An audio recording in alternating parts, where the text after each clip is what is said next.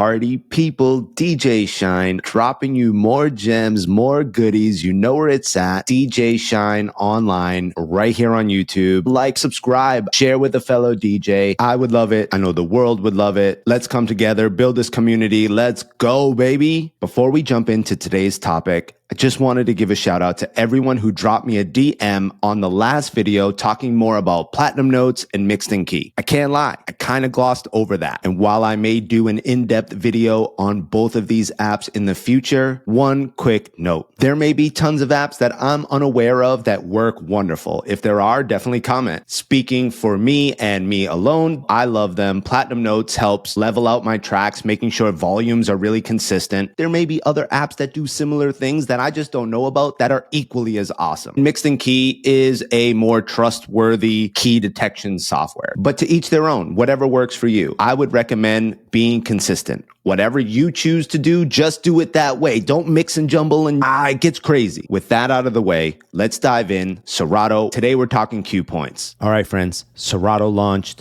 I prepared a few tracks for you. Let's look at some of my naming convention. Maybe it's something that can help you. To start, there are some consistencies throughout my library. As a mixing style DJ, a vast majority of my library is comprised of what I label mix show versions. I am confident that many of you collect and have at the ready funky fresh edits for you to be able to drop, keeping you unique and different from the pack. I've loaded up Billy Joel's version of Uptown Girl, which I have labeled as a shortcut mix show. This is a whittled down version of the original track with intro and outro segments. You should know that within Serato's settings, I have opted to sort my cues and loops chronologically. For me, I like the balance, the symmetry, the organization of having my cues set in a chronological fashion. Looking closer at the cue points that I have established for this particular song, you'll notice I'm using only 4 of the allotted 8 spaces available to me. Let's keep it simple to start. For the beginning of any given record, I'm setting 1 to 2 cue points during that introduction segment of the track. I use a numerical value to represent how many measures will elapse before we get to the start of the track. You'll see I've set in cue point 1 with the red marker as number 8. That tells me that 8 measures from this point, we have some milestone within the given song. And what I've done is I've set an additional cue point representing 4 measures until the song is due to begin. In the instance I need to quick mix this song, I'm able to bypass the 4 measures that precede this cue point. I also wanted to show you how I might add a cue point. Here at measure 9, I know that this particular record starts. This is the beginning. I'm going to click the plus button in any open cue point pad. It will sort it chronologically with a timestamp. The timestamp is just not helpful. Double click to overwrite and add your own note. I label in. The track is in. We're into it. We're rocking. Let's go. Jump to the very end of the track. I set an additional cue point to represent how many measures will elapse before radio silence. This becomes a warning, a red flag. Song's running out. Time to get mixing. I've used an alpha numeric label. Flat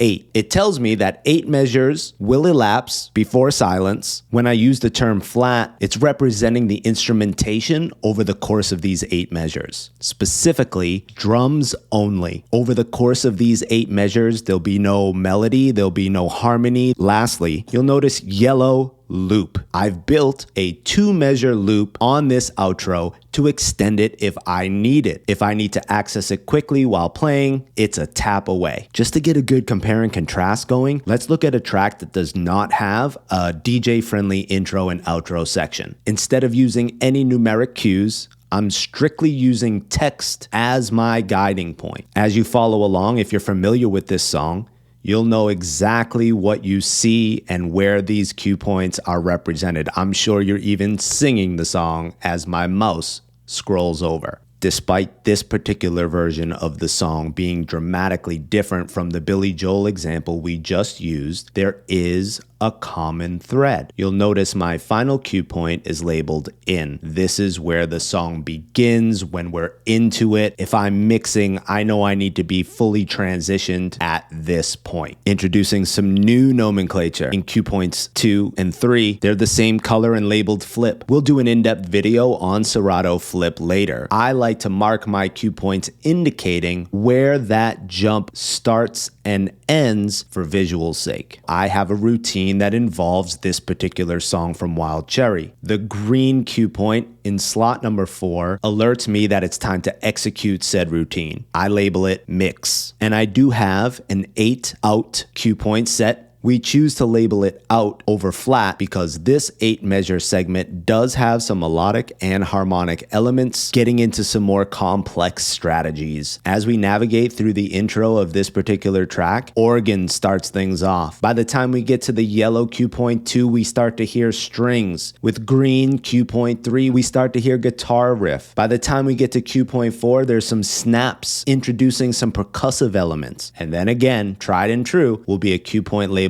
in for when the song is really in full gear. I have another routine that requires a mix cue point near the end of the track, and I also have that final 16 out representing 16 full measures until we get to silence. Another track that is pretty unique in my cue point demarcation. You'll notice single letters representing the notes on the piano. At cue point 1, that's the note C. Cue point 2 is the note D. 3, E, and 4, G. I have a particular routine that plays a piano-like riff utilizing these notes. This is where I encourage you to be creative. You may need to label your cue points given a particular routine, and in that instance, do what works for you. Make it simple. Cue point 5 has my in, I have a mix, and I have 2 flips. So that's a quick overview of ways that I'm using hot cues. If you have any suggestions, your own tips or tricks, don't forget to comment. If you like what we're doing here, definitely subscribe. Until next time, love ya. See you then. We out.